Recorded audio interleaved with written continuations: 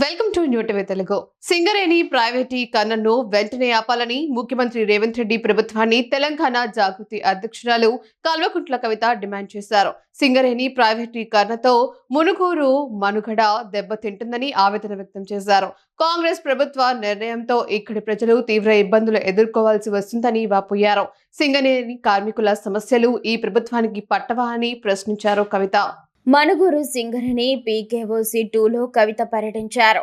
తెలంగాణ తల్లి విగ్రహానికి పూలమాల వేసి నివాళులర్పించారు. కాంట్రాక్ట్ మహిళా కార్మికులతో టిఫిన్ చేశారు కవిత. ఫిట్ మీటింగ్లో సింగరేణి కార్మికులతో మాట్లాడి వారి సమస్యలు తెలుసుకున్నారు. కార్మికుల సమస్యల్లో ప్రభుత్వం దృష్టికి తీసుకువెళ్తానని భరోసా కల్పించారు. అనంతరం మీడియాతో మాట్లాడారు కవిత. సింగరేణి మీద ఆధారపడి 70,000 మంది ప్రజలు జీవిస్తున్నారని చెప్పుకొచ్చారు. మనుగూరులో సింగరేణి మనుగడ 3 సంవత్సరాలేనని సింగరేణి సీఎండీ చెప్పారని గుర్తు చేశారు.